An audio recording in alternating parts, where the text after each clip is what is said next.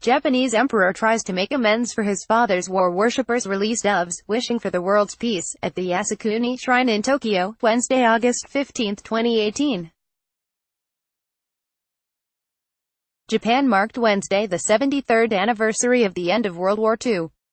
Yohei Nishimura, Kyoto News via AP, Tokyo, AP. For his last time, Japan's Emperor Akihito addressed a memorial service Wednesday marking the end of World War II. Once again, he expressed deep remorse for the war. It was in keeping with what by all appearances has become a mission for Akihito over his 30-year reign, to make amends for a war fought in the name of his father, Hirohito.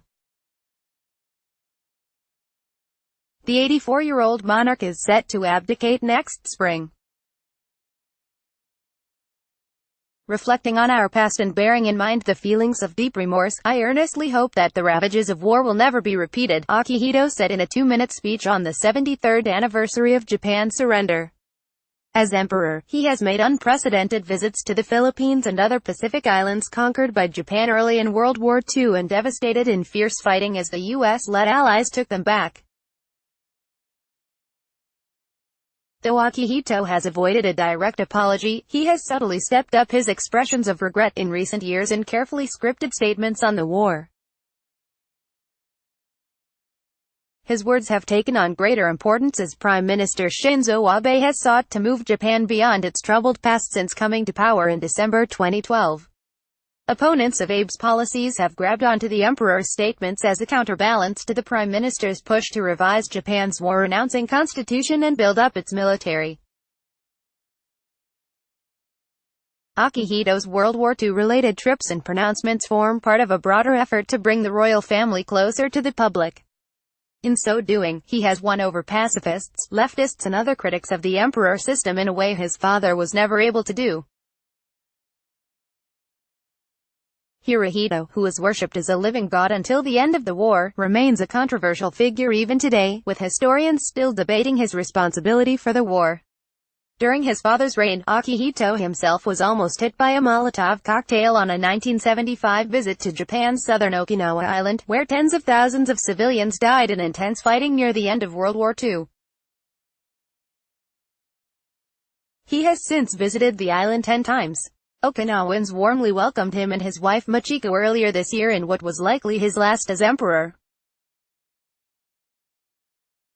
Akihito was 11 years old when he heard his father's voice announcing Japan's surrender on the radio on August 15, 1945. During the subsequent U.S. occupation of Japan, he was tutored in English by Elizabeth Vining, a Quaker, an experience that experts say gave Akihito his pacifist and democratic outlook. Though Hirohito hardly changed the wording of his August 15 message for a quarter-century, Akihito's has evolved since he became emperor after his father's death in 1989. On the 50th anniversary of the war's end in 1995, he expressed for the first time the hope that the same tragedy would never be repeated. The same year, then Prime Minister Tomichi Murayama acknowledged Japan's wartime aggression and made a landmark apology to victims in the rest of Asia.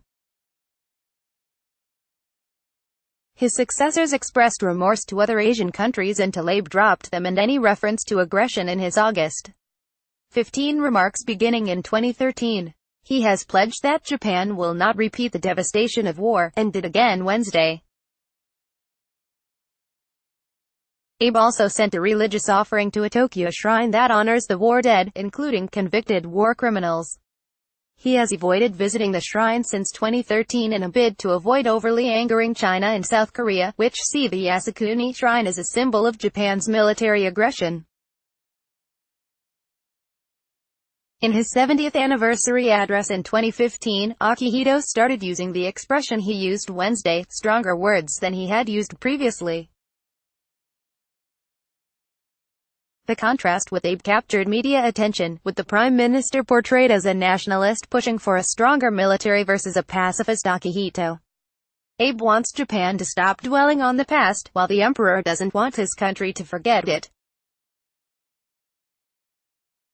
Akihito visited China early in his reign and has traveled to some of the harshest World War II battlefields in the Pacific. His 2005 visit to the U.S. territory of Saipan was hailed as a statement of his desire to be part of the post-war healing process. Akihito traveled to the Western Pacific nation of Palau in 2015 and the Philippines in 2016. While his August 15 address is always short, Akihito has expressed his thoughts about the war more clearly in annual birthday remarks and on overseas trips. He has repeatedly stressed the importance of studying history and passing it down to the next generations. Now that the memories of the war have started to fade, I think it is extremely important for everyone to study time and again the course of history Japan has followed and to reflect on peace, he said in his 2011 birthday address. His son, Crown Prince Naruhito, has largely echoed his father's pacifist stance, but it is unclear if the first post-war generation emperor will be able to strike a similar chord with today's younger Japanese. This story has been corrected to show Akihito visited Saipan in 2005.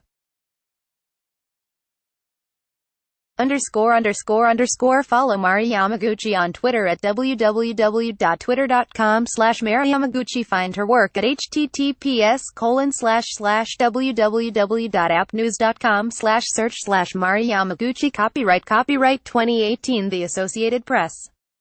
All rights reserved. This material may not be published, broadcast, written or redistributed.